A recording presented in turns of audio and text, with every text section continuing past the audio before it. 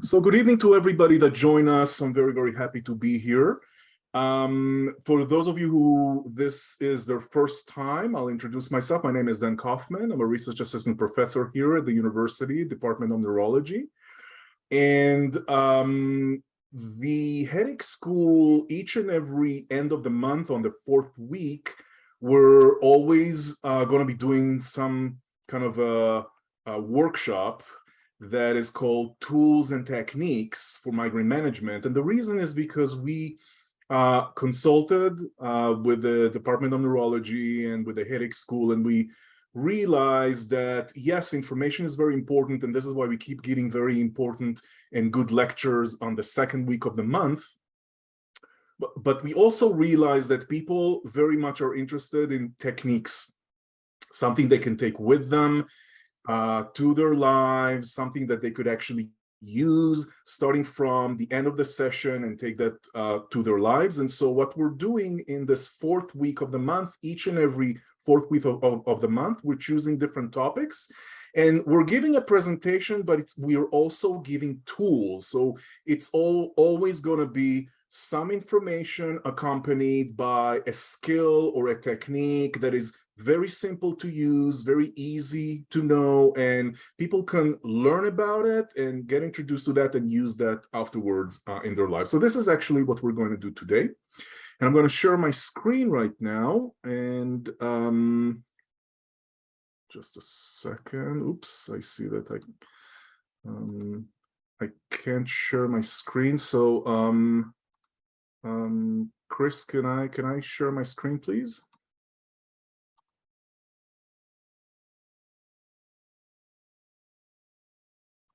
Oh, now I can share my screen. Okay. So that is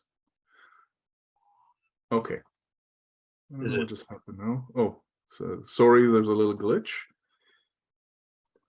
Okay, can everybody see my screen right now, the PowerPoint presentation? Just give me a thumbs up. Good, wonderful. Okay, so the topic of today's talk is going to be the pain-fear cycle, which is a very, very important topic. And not just the pain-fear cycle, but what can we do about it and how can we learn to get out of this pain-fear cycle?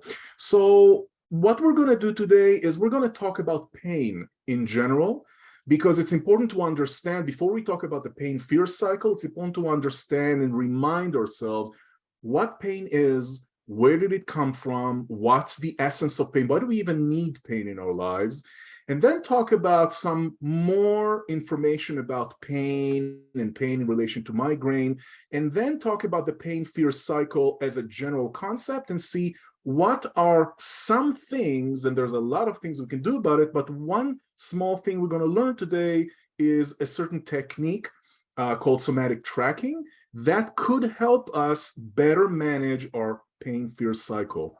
So I want to start with talking about what is pain in general? And the reason is, knowledge is power. The more we know about our aches and pains and migraines, the better we are equipped to dealing with them. So before we even talk about migraine, I want to go a little backward to just talk about pain in general. Why does pain exist? Why do we even need that? And I want to remind everybody that pain is actually an evolutionary conserved phenomenon, that this whole phenomena, the whole reason that it exists is it's a good thing. It's supposed to protect us from damage or injury or any kind of a threat. Now, the whole idea that pain is unpleasant, because the unpleasantness of pain, that's what gives it its purpose. And that's what actually gives it the ability to warn us from potential danger. If it would have been pleasant, we would not have paid attention to that.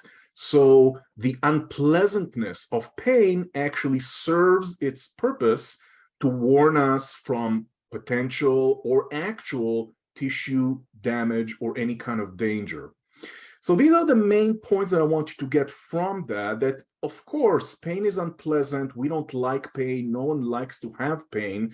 But when we really look at it, of people that have pain and why they have pain, is pain usually, the source, the reason why human beings and animals and that this phenomena existed is because it's supposed to warn us, to make sure that we're not in danger. And I tell that story to everybody that I work with, that some people are unable to feel pain. And the automatic reaction I'm getting for people is, oh, I'm envious, I want that. But actually, those people who have genetic mutations that are not able to feel pain, they actually don't survive that long, because when there are actual danger or tissue damage, they don't feel it, and they get to the point that the damage is so severe that they don't survive. So the idea that having no pain is something to be envious of, well, we might want to rethink about that.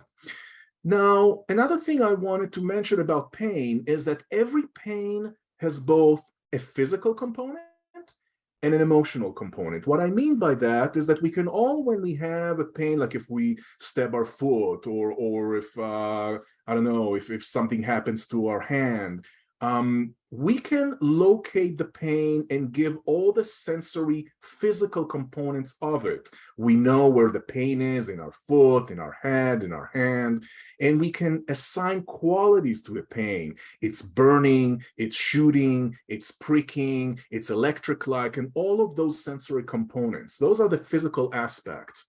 But pain also has an emotional aspect, and we attribute emotional meaning to our pain. And a lot of people use emotional language to describe their pain, like the pain is cruel, or it's punishing, or debilitating. Those ideas indicate that we attribute meaning and emotional processes to the pain, not just physical ones. And those are very, very important to understand, because every pain is pretty much on a continuum of having some physical and some emotional component to them. What I would like you also to again understand that pain exists as a response to threat. It doesn't exist out of the ordinary. We are going to talk about chronic pain that is kind of a difference to that rule. But in many chronic pain conditions, actually, even though there's no known danger that someone can detect, it's like our systems are caught up in this idea that somehow we're in danger and we need protection. That's one way of looking at chronic pain. And I want to show you this, this figure here, just to let you know how does pain originate, where is the signaling come from. So our bodies are pretty much equipped with nerve cells, our nervous system, and we have specialized system at our periphery, such as in here and the finger or the palm. We have specialized systems that are called receptors, and those are destined to detect all of those stimuli that exist from the outside world and convey that information from the outside world inside to our brain. So for example, you can look at the feather here. If I prick the feather on my palm, I will recognize those receptors will be activated and get that information to my brain that something is going on, I'm getting touched. Or God forbid, if I take this nail and like stab myself, again, there are other receptors that also exist, and they're called nociceptors, and those are connected to specialized nerve cells that are only responsible to transmit danger signal information.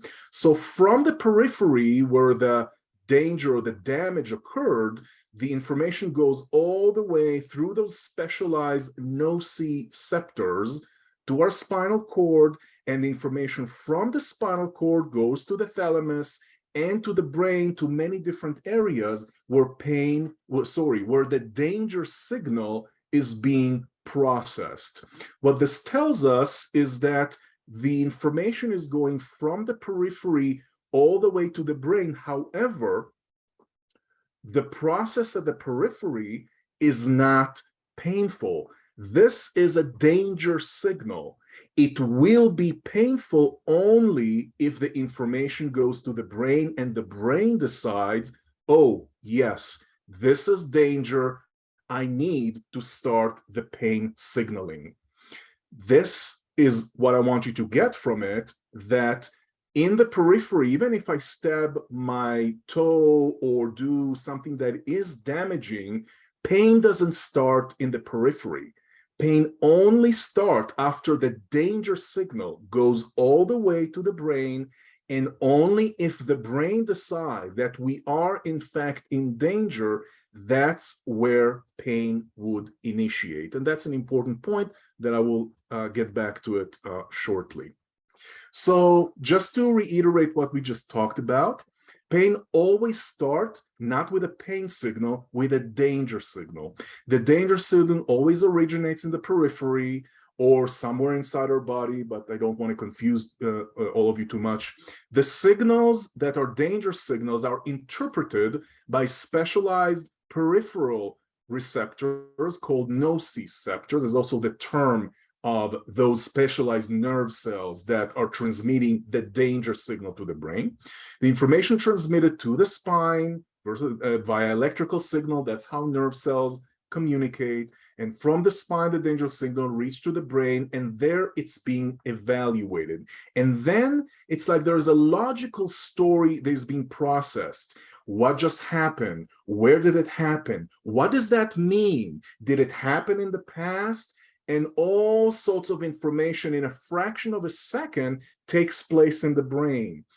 And in the brain, there are many areas that are called the pain metrics. Some people call them ignition nodes, but these are many areas that are called the pain centers. So when all of those areas simultaneously work, if eventually they get to the point that they say, hey, you're in danger, you need to do something, that's when the signal of danger becomes painful.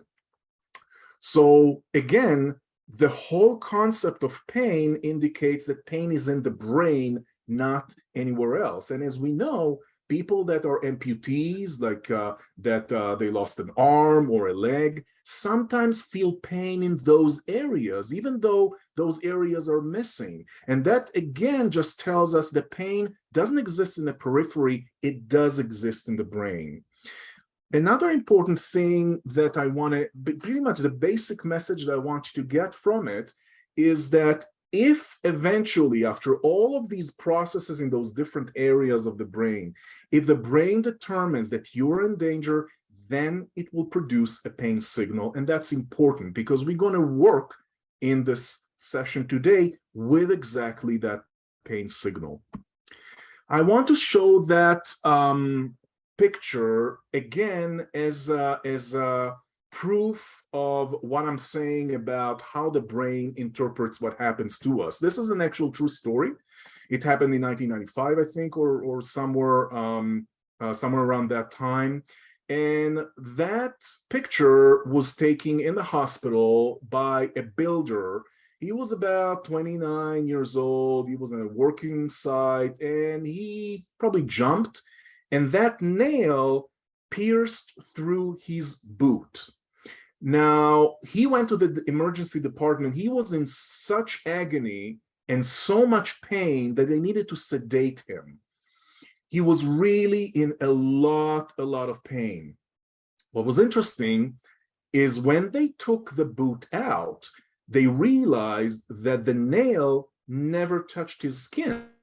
The nail passed between his toes. So he was in so much pain that, I mean, they truly needed to sedate him. So that just tells us again that pain not only can interpret danger signal and let them become painful, pain can actually create pain if it thinks that we are in danger. Look at this example.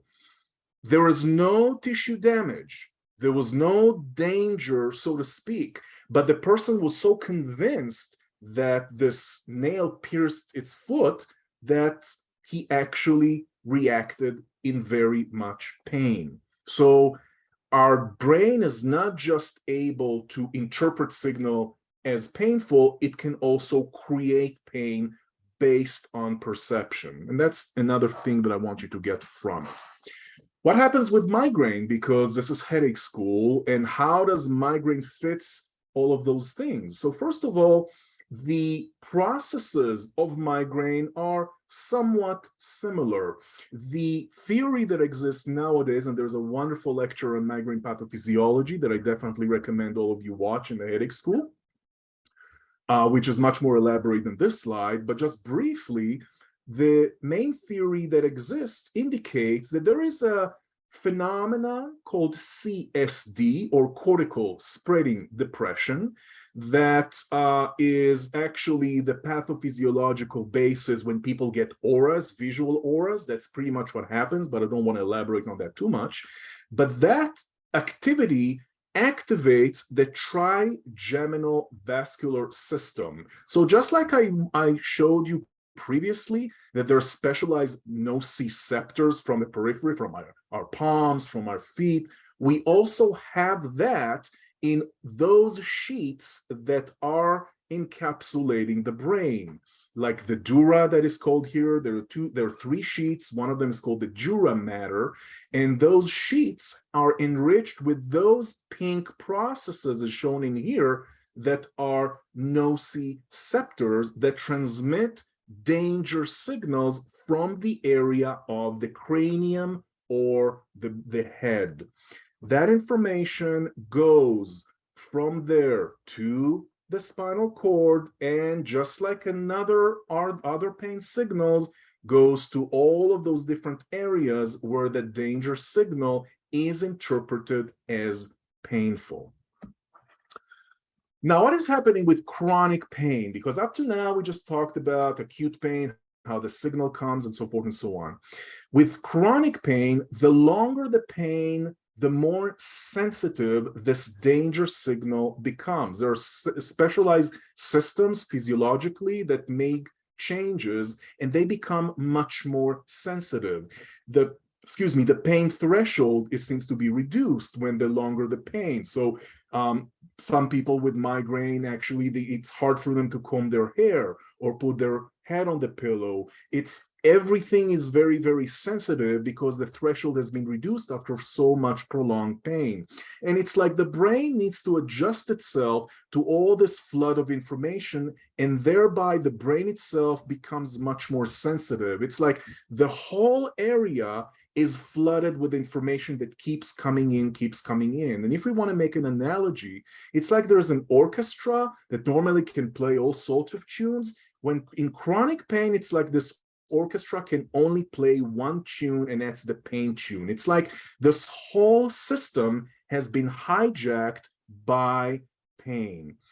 What is important, as we mentioned, that pain is a danger signal. Anything that is interpreted as dangerous, like stress, like negative emotions, like negative thoughts, everything that we can consider as dangerous can amplify that pain signal.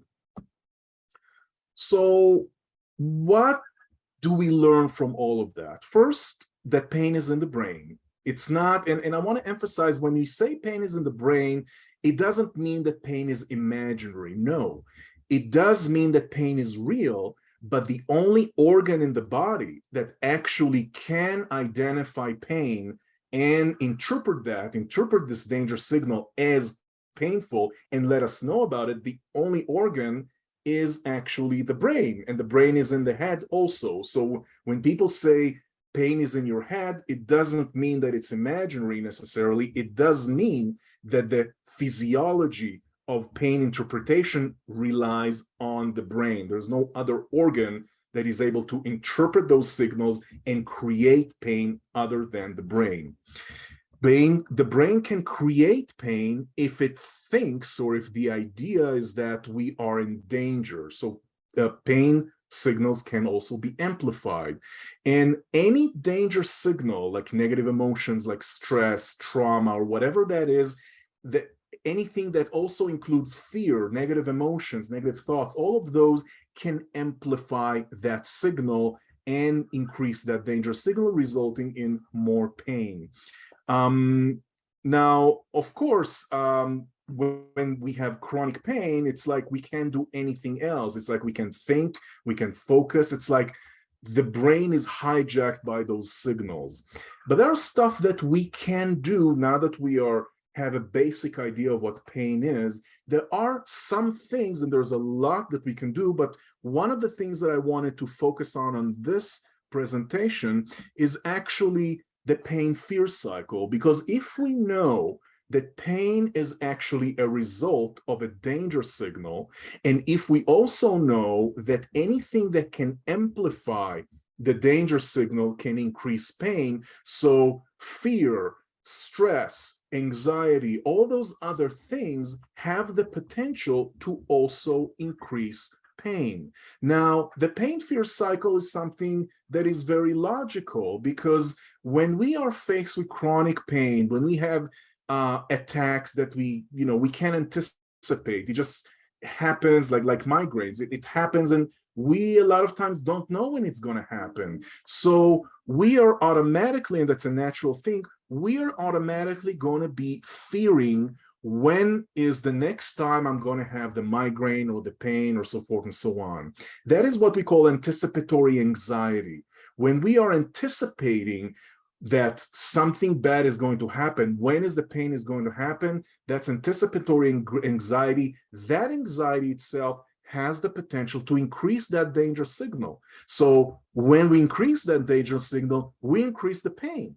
And when we increase the pain, that increases our fear and anticipatory anxiety even more. And so we're like stuck in this loop of being afraid of our pain. Now, I want to make sure that everybody understands this is normal. It's normal to be afraid of pain. Pain is unpleasant. But if we can break that pain fear cycle, it might be important for us to get out of the pain fear cycle and maybe not amplify the pain by cultivating a different approach to the pain. One way, and I want to emphasize there's many other ways, but one way that we're going to do that today is a process called somatic tracking. Now, somatic tracking is a part of a whole modality called pain reprocessing therapy, which is very, very interesting. And there's books on it, and something I trained in, and I found it to be very, very helpful. What we do in somatic tracking, just like the name implies, we are aiming to break the pain fear cycle. And how do we do that? We're actually training each person to increase the sense of safety and positive affect versus the fear and the terror regarding pain. And once we do that, we're able to reduce the sense of danger. When we do that, is we actually going to a state of curiosity, a state of kind of detachment, and we start to recognize all of those sensations that are painful and unpleasant. We're looking at them through a lens of safety. It's like from being afraid of something, we're starting very slowly to change our perception to looking at painful sensations as something that is actually safe. And we're reprogramming our ability to cope with the pain. Somatic tracking has three components that we're going to do today. We're going to start with a bit of mindfulness. So we're going to cultivate a sense of curiosity, and we're going to use that curiosity to just explore a sensation and really be curious about it. Explore anything we can about a specific sensation. If someone already has some unpleasant sensation, you can explore that. If someone right now is perfectly fine, you can just use it on any sensation that you can focus on in your body. And then later on, if you feel ready enough to use it on something more unpleasant, then you can definitely use that. After mindfulness and after we really explore the sensation, we're doing safety reappraisals. We're making sure that we keep saying to ourselves, hey, this is a danger signal. The mind, the brain is just overreacting. It's okay. There is nothing wrong. I'm safe right now, and I just need to reduce those sensations and not look at them from a fear point of view, but looking at them from a different point of view. And also positive affect, which is kind of breaking the intensity by making those sensations as much as we can lighter, maybe induce humor in it. Now, we're not going to do everything today because, again, this is part of a much broader technique called pain reprocessing therapy, but we're going to kind of have a taste of this technique, and let's see if that works for you. So what we're going to do right now, I'm going to stop sharing, and I'm going to do a somatic tracking exercise with all of you. So if everybody that are listening to me, go ahead and choose a comfortable place that you won't be disturbed. This will take, about 10 minutes. And start by just making yourself comfortable wherever you're at. If you're lying down, you can keep lying down. That's fine. If you're sitting, go ahead and sit up. And whenever you're ready, go ahead and just gently close your eyes. And as you're closing your eyes, I just want you to know you can always open your eyes anytime you want, or when I can tell you to open your eyes. But for now, just keep your eyes comfortably closed. And as you're doing that, I'm just inviting you to notice the strength of your mind, your ability to notice. Notice your body right now. And I would like you to start by just notice what you're noticing. And go ahead and scan your body right now and see which sensations are you noticing. And whatever those are, just notice them without trying to change them, without trying to move them or judge them. Just notice them. It could be anything. And I'm wondering, are you noticing maybe your head resting on your pillow or the chair? And really notice the sensation there if you do, at the back of your head. What does it feel like? Do you feel the chair? Is it soft? How do you know it's soft? Do you feel the pressure on your head? And just notice that. And without judgment, just notice every little sensation about that. Now you might want to notice your back. And notice the contact that your back is making with a chair or with the bed.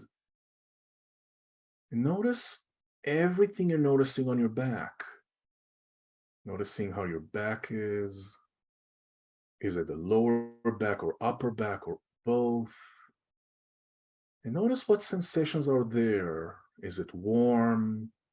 Is it cold? Is it pushing or pulling? Anything you can notice, and you can go as much detail as you want just by noticing that.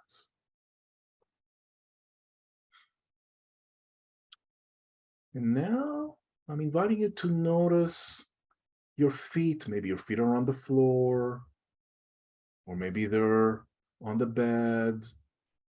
Notice the soles of your feet and what sensations are there. Notice anything you can notice. If it's on the floor, can you notice the texture of the floor? Or if you have shoes on, what are the textures inside your shoes? Is it warm? Is it cold? Is there tingling there? Maybe you feel the blood rushing there. It's like maybe like ants crawling, whatever sensations you might experience.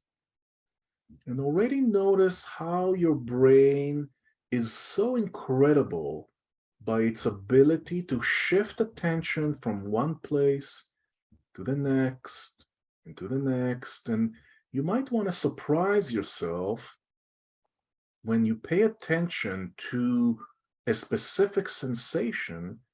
Notice that there's pretty much endless information you can get if you really pay attention to that sensation.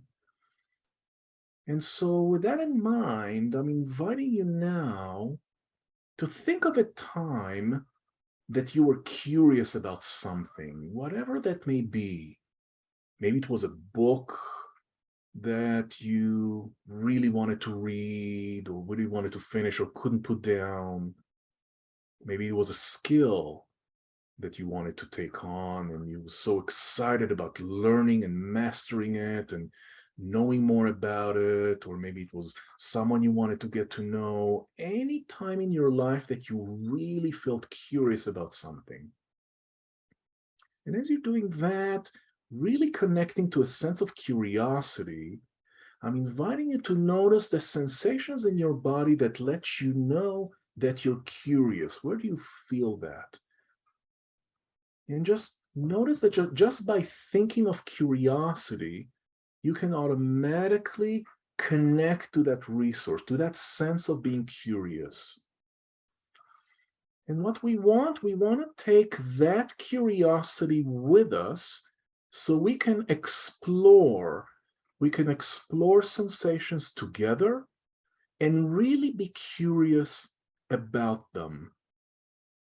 So what I would like you to do now, as you're comfortable and curious, bringing curiosity to this exercise, I'm inviting you now to scan your body and notice if there's any sensation that might be somewhat unpleasant.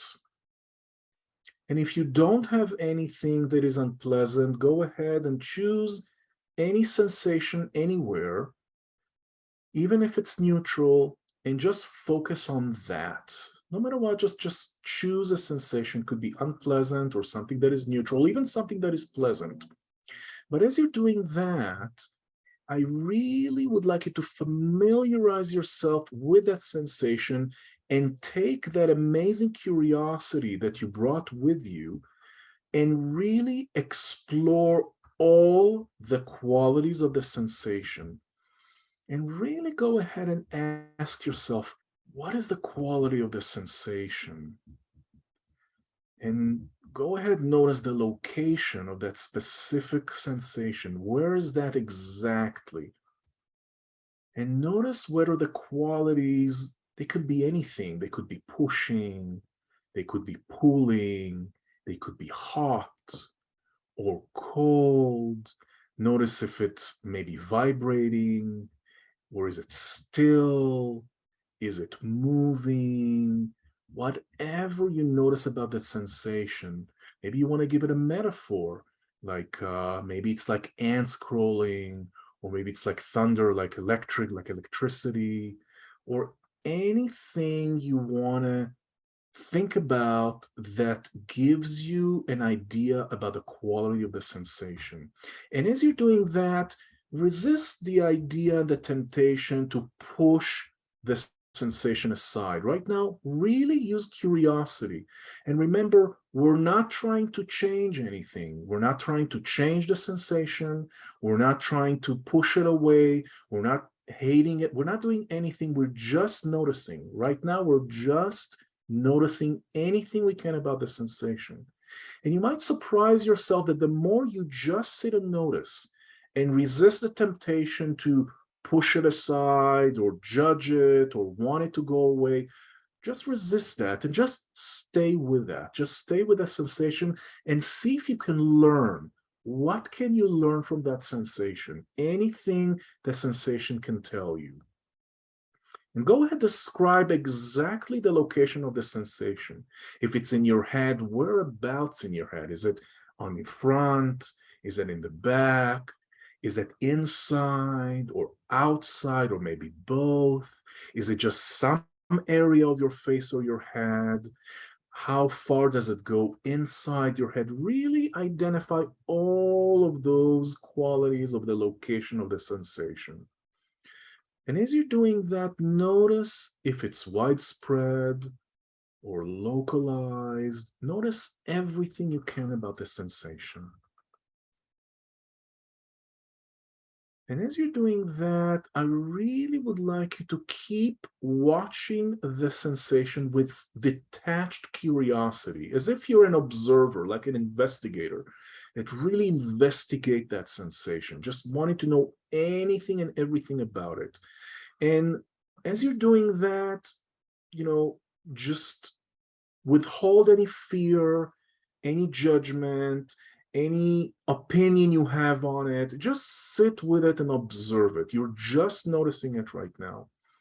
We don't want to change it. We don't want to move it. We don't want to do anything with the sensation. You're just noticing and exploring it. It's like you're a passenger in the car and you're watching the view. It's like you're there. You can maybe even imagine yourself in that area, watching and seeing everything around you, like an investigator, someone who really wants to investigate it. And as you're doing that, as you're really just paying close attention to the sensation, notice, what do you notice happening as you pay attention to it? Does something, maybe nothing happens and that's fine, but notice if does it intensify, or does it become weaker? Does it move around? Does it change in any way? And again, if it does, let it do it all by itself. You don't need to do anything. Right now, you're just observing.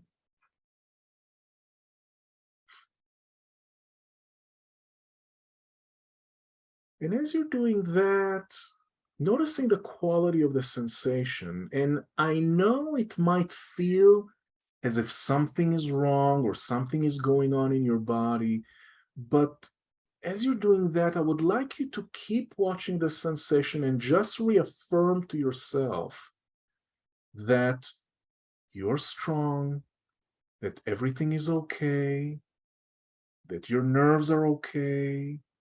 It's simply the brain misinterpreting a signal and amplifies a signal when there is actually no evidence that there is actual potential danger. And as you're doing that, just go ahead and reaffirm to yourself that the sensation is just an overreacting of the brain. Just an overreacting. You are safe. Another thing that you might want to do is maybe envision that the unpleasant sensation, it's like a kid throwing a tantrum, or maybe like a baby that is crying. And if that would have been the case, you wouldn't hate it or judge it or want to push it away. You'll comfort it and pay close attention to it and pamper it and really make sure that you're holding it. Make it feel safe, make it feel loved, make it feel as if everything is okay. There is really no need for tantrum. There's no need for crying. You are safe. It's all okay. Maybe you can ever maybe sing a little lullaby in your head to that sensation. Just kind of comfort it. As you're exploring it, just send the message to yourself that you are safe. You are safe. It is just an overreaction of your brain. You are safe. There is no danger. There is no danger. You are safe. So see if you can keep paying attention to this sensation and notice as you just change your perspective. Instead of judging it, fearing it, trying to push it away, just sitting with it, just accepting it, and just make it feel safe. There is no need for pain. There is no need for that sensation. I am safe.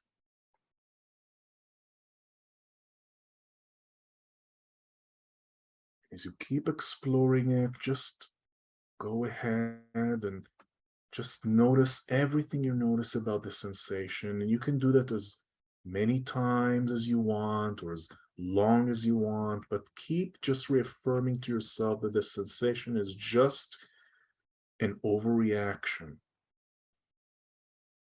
I am safe. And I'm wondering, as you're doing that, if there's something funny that you can think of relating to that sensation. I don't know, maybe you can remind yourself of something funny that you thought of. maybe a funny movie, or maybe you can listen to a tune that is, like in a hilarious movie or something that you've seen, or a cartoon. Maybe you can replay that in your mind just to make things a little lighter and less serious right now. Maybe you like to imagine that tune in your head and notice that tune in your head as you're experiencing that sensation. Maybe even imagining that you're playing that tune to the sensation. Or maybe you can imagine as if you're exploring that sensation. It's like you're snorkeling, like in a scuba diving. It's like you're floating in that sensation and all those different things on there and different things that you find, and just like you're snorkeling or scuba diving or watching it. Or maybe you're on a trip and it's like your trip that you took to the sensation might be a trip in nature. And it's like you're exploring all these beautiful flowers and trees and butterflies, and just like you're exploring the sensation. Anything you can tell yourself or think about it that would change your affect, that would change your perception and emotion towards that sensation. Anything that you can make it lighter. And notice when you did all of that, what changed, what stayed the same, and notice anything you notice. And just right now, I'm just going to stop talking for 1 minute. And I'd like you to keep doing whatever you're doing in your mind on your own. Keep exploring, making sure that we're not trying to change, we're not trying to move, we're not trying to modify, we're just sitting, observing, making safety reappraisal, and maybe making a little bit more lightness of the sensation. So go ahead, keep doing that on your own, just on your own for a couple of seconds.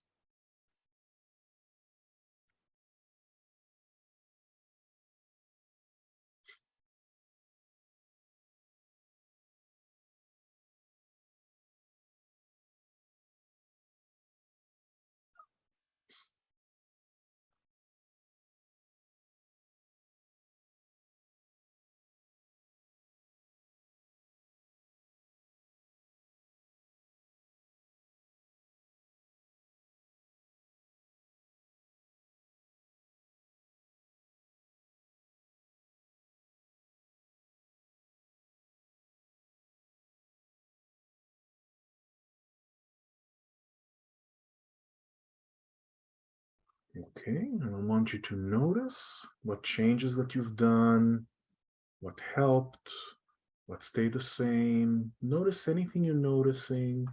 And the more you practice this change of approach, the more you practice this, the better you become, the easier it is to really get into the curiosity and the positive affect and the safety reappraisal.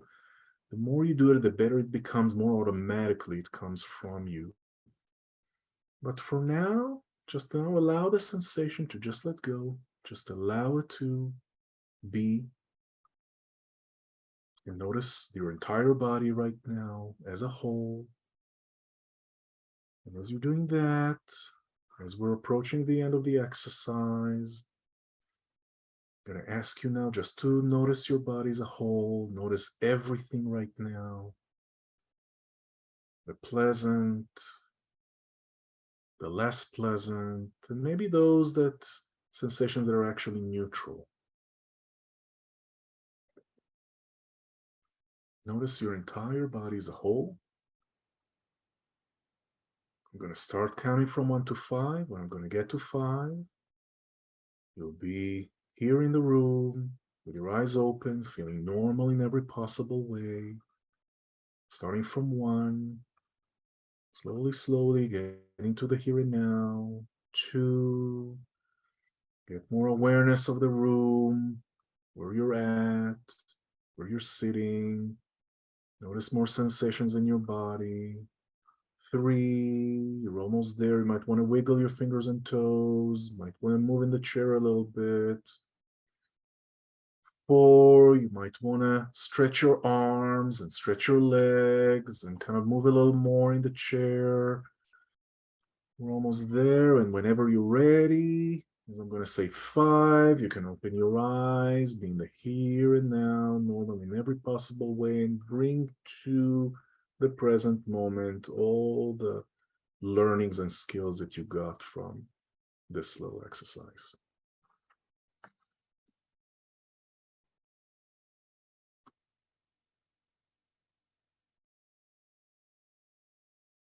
We'll take a little moment to kind of regroup. And before I ask people who are willing to share, I just want to say something about this exercise. If we have a reason to believe that there is a problem, an inflammation, a broken bone, a broken ligament, God forbid, like a tumor or something, then there is actually a danger. So it's not going to work, because if there is a danger, then the reason for the pain. The idea is that in a lot of pain conditions, we are not exactly sure that there actually is a danger signal, especially when a lot of pain conditions can be initiated by some form of stress or anxiety or support and so on, or when some people just can focus on a sensation, and just by focusing on the sensation, that makes it flare up. That to me indicates that it might be that there is much more emotional aspect than a physiological aspect. But again, every kind of pain need to rule out any medical or physiological condition.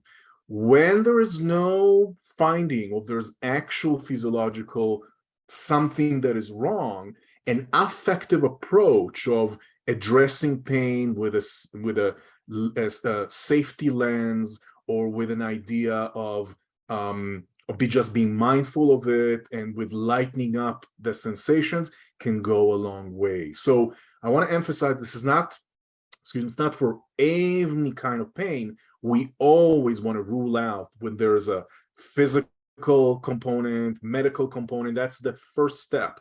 If there isn't any, then the affective component, which is very dominant, can be used in that case. So now I'm just, if anybody want to share how that experience was for them, what worked, what didn't work, or anybody have any questions, then go ahead. You can unmute yourself, or you can write in the chat, and I'll be more than happy to answer.